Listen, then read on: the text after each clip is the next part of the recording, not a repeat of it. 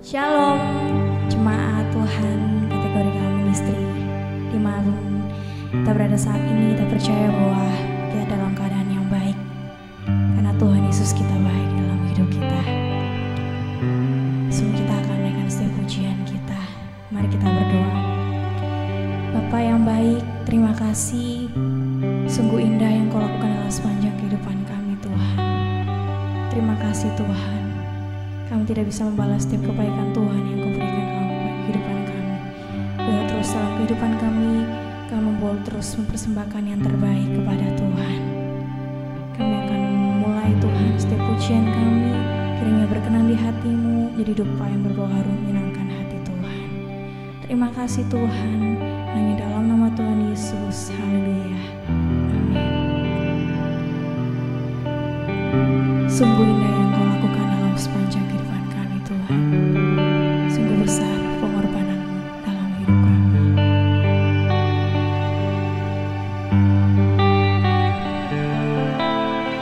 Kemanakah aku dapat pergi menjauhi Roh-Mu yang suci, Kau sahabat.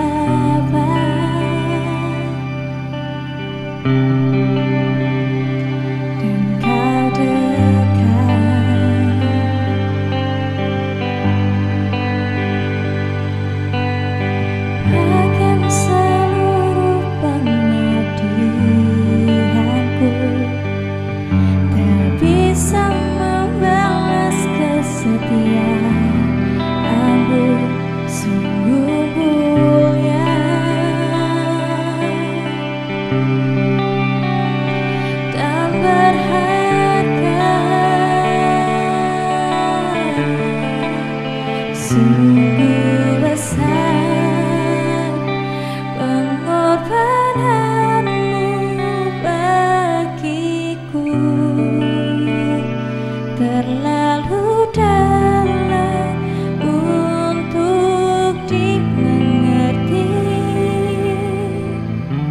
Sungguh besar, sungguh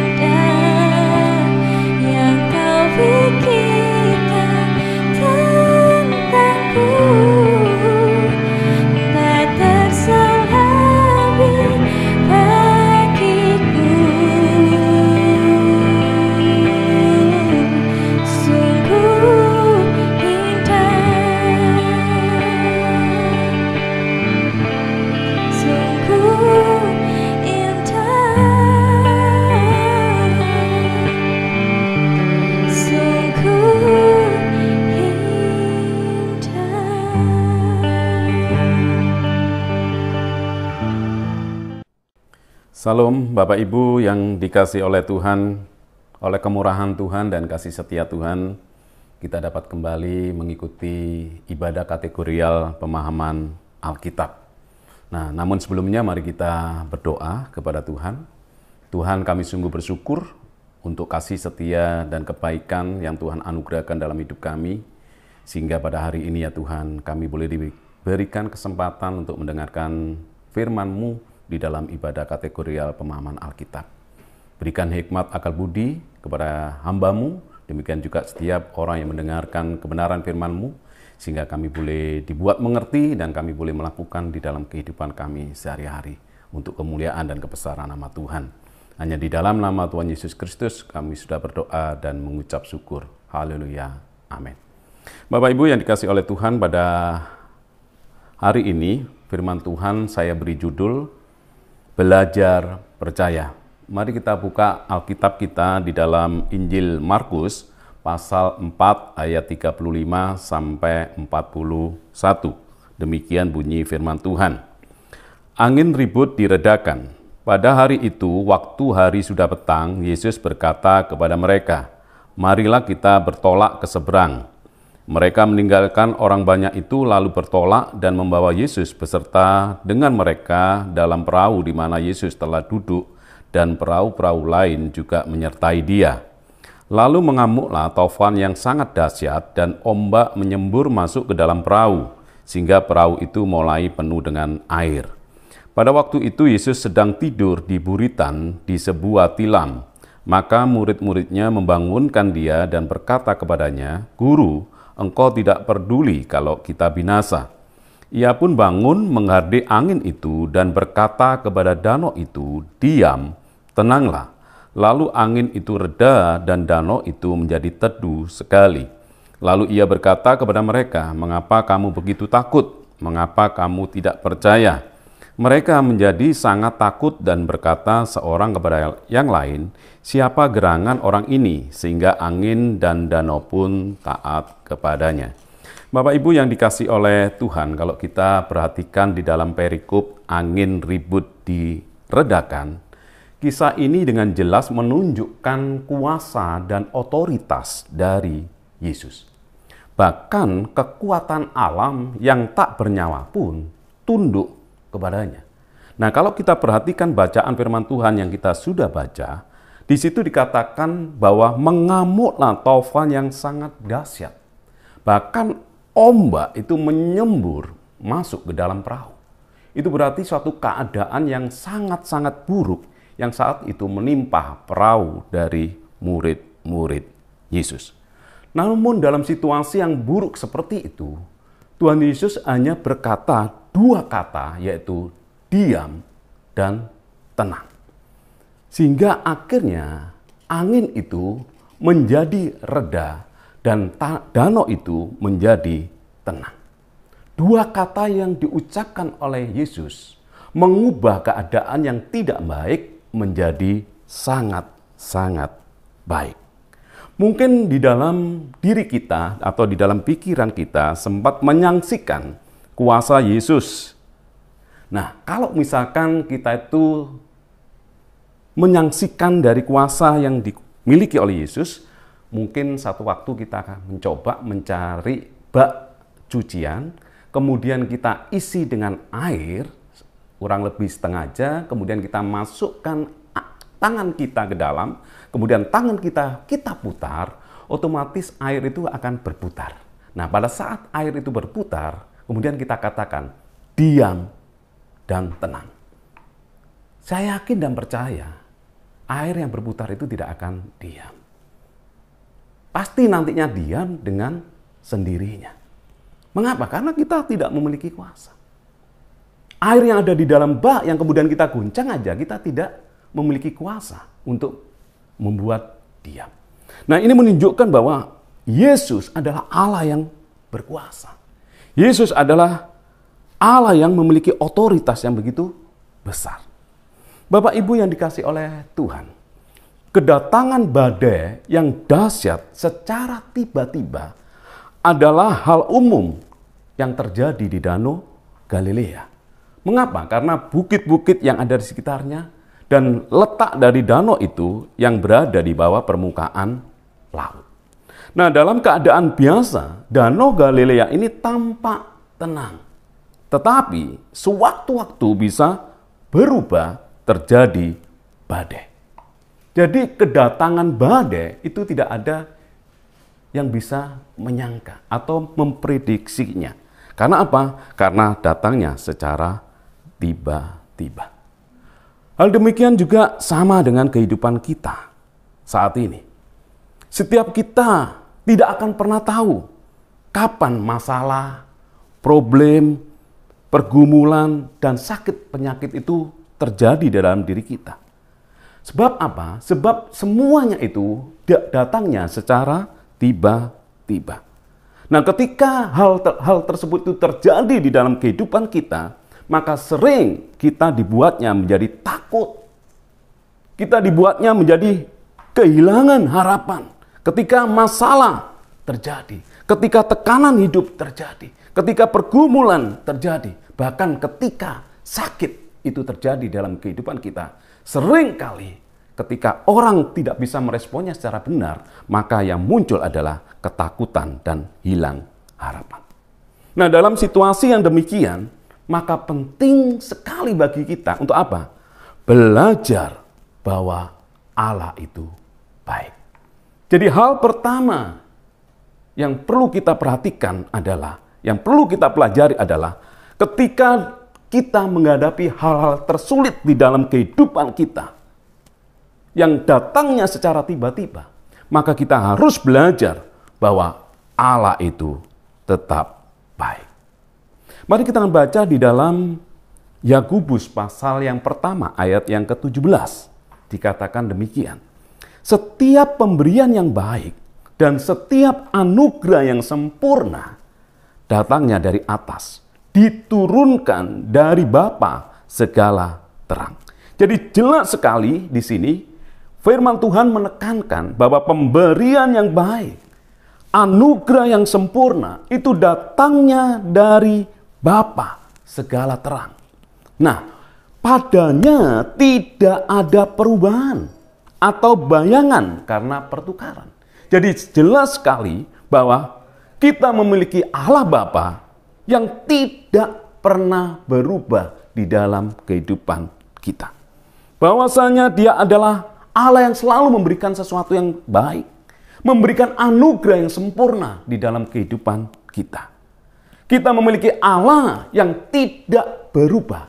Bahkan kita memiliki Allah bukan hanya tidak berubah, tetapi kebaikannya di dalam kehidupan kita tidak pernah berubah. Nah, ini harusnya kita pegang firman Tuhan ini dalam kehidupan kita. Sehingga segala hal yang diizinkan Tuhan terjadi di dalam kehidupan kita, meskipun membuat diri kita tertekan, satu hal yang harus kita percayai adalah bahwa Allah itu baik dan kebaikannya itu tidak pernah berubah di dalam kehidupan kita. Sehingga hal itu semua membuat diri kita tidak akan bersungut-sungut, tidak akan marah, dan kita tidak akan pernah komplain ketika hal-hal yang buruk itu terjadi di dalam kehidupan kita. Karena apa? Karena Allah itu baik dan kebaikannya itu tidak pernah berubah. Bapak Ibu yang dikasihi oleh Tuhan, yang kedua, apa yang bisa kita pelajari dari perikop ini? Yang kedua adalah belajar percaya bahwa Allah peduli. Coba kita baca di dalam ayat ke-35, Markus 4 ayat 35. Di sini dikatakan, pada hari itu, waktu hari sudah petang, Yesus berkata kepada mereka, marilah kita bertolak ke seberang. Jadi di sini jelas sekali bahwa Yesuslah yang memerintahkan murid-muridnya untuk bertolak ke seberang. Bertolak ke seberang itu bukan keinginan dari para murid. Bukan maksud dan kerinduan daripada para murid. Tetapi semata-mata perintah dari Tuhan Yesus kepada para muridnya agar bertolak ke seberang. Nah, ketika Tuhan memberikan tugas, ketika Tuhan itu memberikan perintah, bukan berarti ada jaminan kehidupan seseorang itu akan aman-aman saja. Akan selalu baik-baik saja. Tanpa masalah. Tidak. Yang perlu diingat adalah ketika Tuhan mengizinkan hal-hal sulit yang terjadi di dalam hidup kita, Tuhan itu adalah Allah yang selalu peduli di dalam kehidupan kita. Karena kita tahu bahwa penyertaan Tuhan itu selalu ada di dalam kehidupan kita. Dan pasti membawa kita ke seberang dengan selamat. Nah, pada saat badai mengamuk dan menghantam perahu para murid, maka semua murid yang ada di dalam perahu itu sangat ketakutan. Dan bahkan berusaha untuk mengendalikan perahu itu sedemikian rupa, namun apa yang dilakukan itu tidak berhasil. Dan menjadi pertanyaan, di mana saat itu Yesus?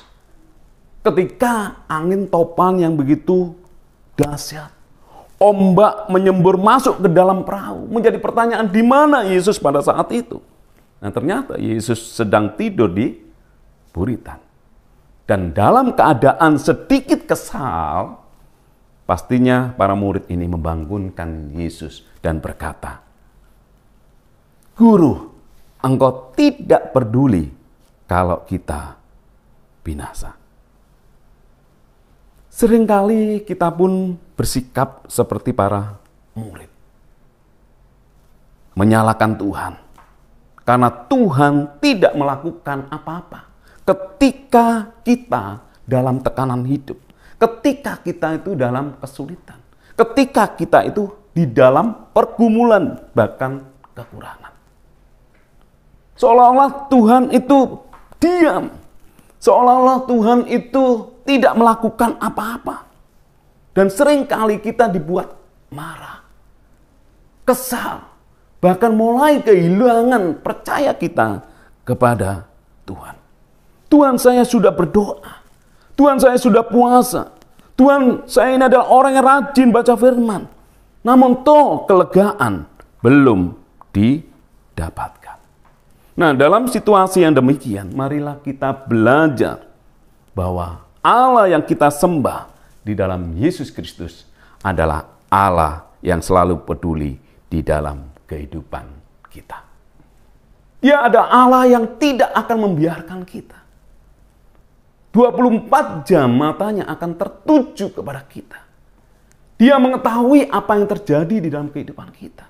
Dia mendengar apa yang menjadi seruan kita. Dia memperhatikan ketika kita itu dalam tekanan hidup. Karena dia adalah Allah yang peduli di dalam kehidupan kita. Bapak Ibu yang dikasihi oleh Tuhan, jangan pernah kita putus asa. Jangan pernah kita kecewa, hilang percaya kita pada Tuhan. Jika keadaan-keadaan yang buruk itu terjadi di dalam kehidupan kita. Tetaplah letakkan harapan kita kepada Tuhan Yesus Kristus. Sebab dia adalah Allah yang mengerti dan tahu waktu yang terbaik dalam kehidupan kita. Satu hal, pastikan kita untuk selalu bersama-sama Tuhan agar kita dapat melewati hal-hal tersulit yang terjadi di dalam kehidupan kita. Coba kita baca di dalam Ibrani 13 ayat 5b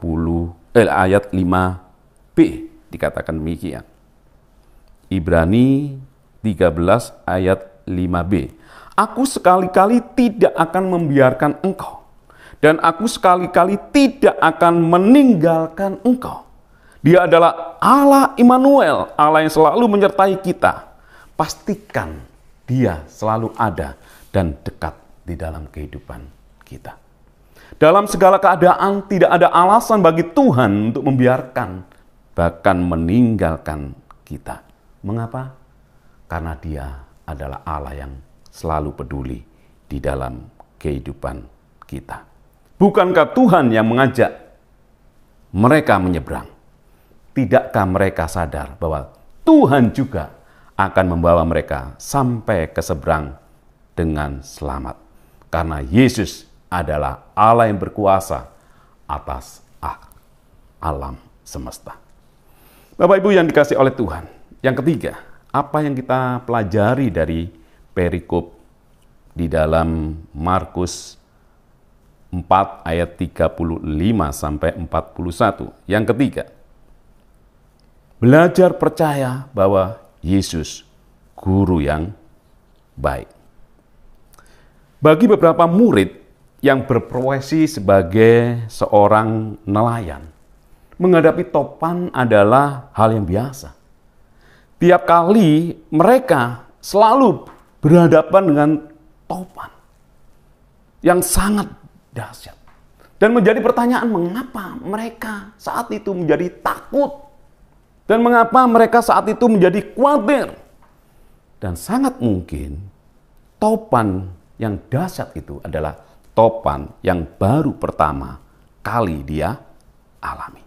Makanya mereka menjadi takut. Dan saking takutnya, mereka tidak sadar bahwa mereka saat itu sedang bersama-sama dengan Yesus.